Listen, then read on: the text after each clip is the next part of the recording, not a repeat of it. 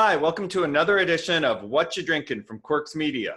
I'm Dan Quirk, Vice President of Marketing. Today, I'm talking with Karen Morgan, founder of Morgan Search International. If you pay close attention, you might notice that at one point during the interview, I spilled my drink all over my lap. Hopefully, it's not too noticeable as I'm a seasoned professional now. Well, hi there, Karen. How are you today? I'm great, thank you, Dan. I'm in sunny California. How are you? I'm doing great. It's warm and hot here in Minnesota as well. So I got to start out, as always, and ask you what you're drinking. Well, you know me as a Brit. I've got my cuppa, my afternoon cup of tea, and I'm doing it the legitimate way with my pot. So making a real cup of tea means boiling water and look, if you want to skip the pot, you can certainly do it with tea bags. That's okay. But just, it's got to be boiling water out of the kettle, no microwaved water. Well, and I know in the United States, when we make tea, everybody I've talked to from the UK says we don't make the water hot enough.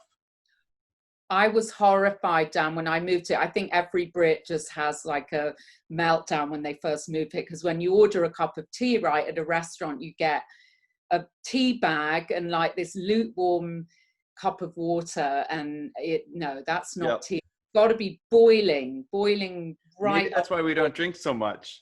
Yeah. So what Yeah. I'm drinking today is a new thing I discovered. Okay, it's Pabst Blue Ribbon, but what it is, and I don't know if you can see it, it says it's hard coffee, and it sounds disgusting, and I think it's the Pabst Blue Ribbon. You think beer and coffee, but actually it's much more like a Starbucks bottled latte. So it's coffee and chocolate and kind of a milky flavor, but it's 5% alcohol. So if I were to pour this into a glass and drink it at work or a cup, people would just think I had a nice, refreshing Starbucks, when in fact I'm getting 5% alcohol. So it's my new favorite. I found you can actually, even if you cover up the label, you can walk around outside and people just assume it's a Starbucks too.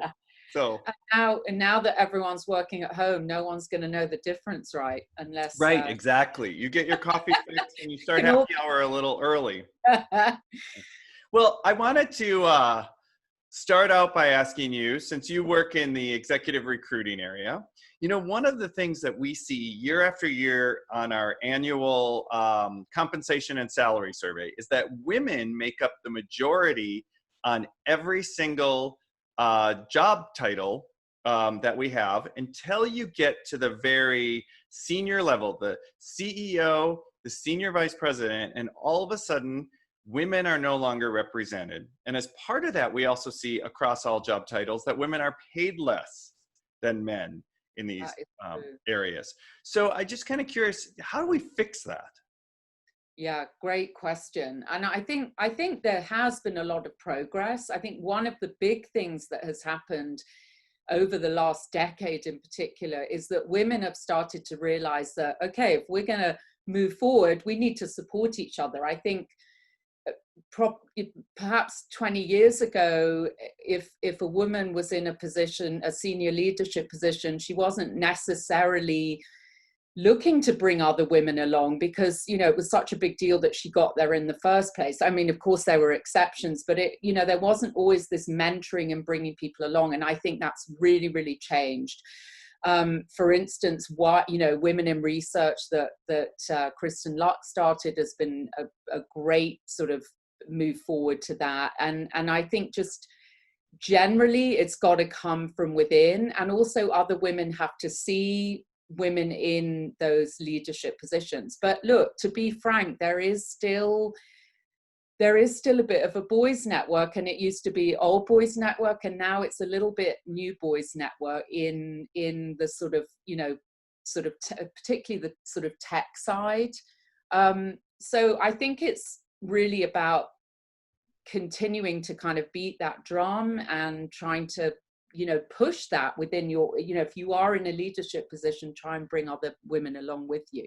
Well, I think similarly, and you're a Brit, although you live in California. You know, when we do events, I notice there's a lot more diversity at our London event than there actually is in our Brooklyn, New York event. And that's always surprised me. I mean, we market our event to our entire list.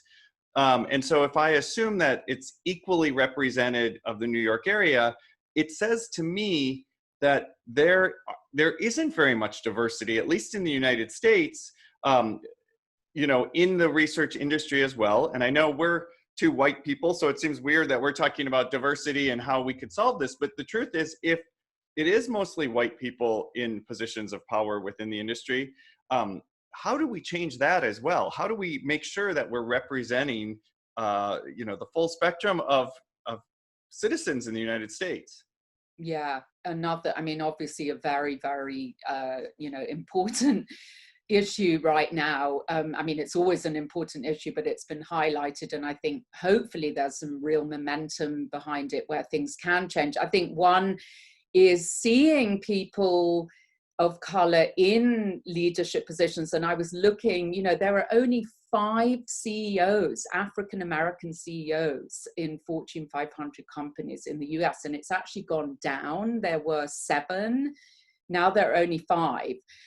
I think there's been a drive for this for a long time, actually. I mean, we've been talking about recruiting, certainly ever since I've been in recruiting. Companies have asked, particularly client-side Fortune 500 companies, have asked us to specifically to try and help recruit minorities, particularly African Americans. But it's, you know, to your point, it's a bit of a catch-22 because the market research industry is very white, and so it's actually quite hard to fulfill that requirement. And then I think one of the big things is that there may be the initiative and sort of the intent, but there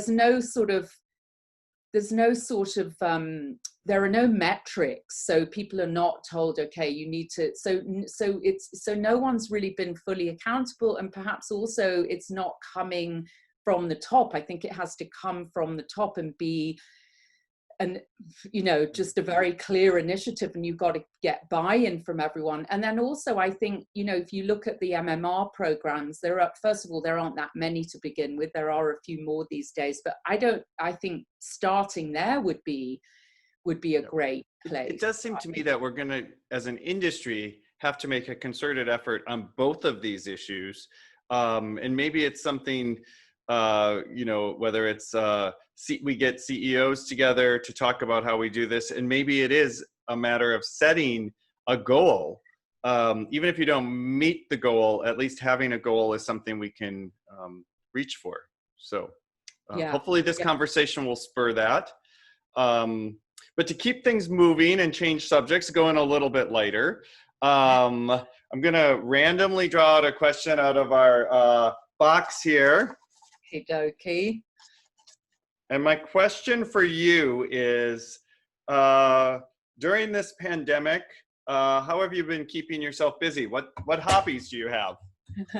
Well, apart from drinking vast quantities of wine at night, well, I am a bit of a fashionista, which some people in the industry know. And about 5 years ago, I had actually never touched a sewing machine in my life. And I got really hooked on Project Runway, which is, if for people who don't know, is, you know, a reality show where they bring young, you know, well, not young design, all sorts of designers on and they throw crazy challenges. And I got really hooked on that. And I just wanted to start sewing. And so I did that.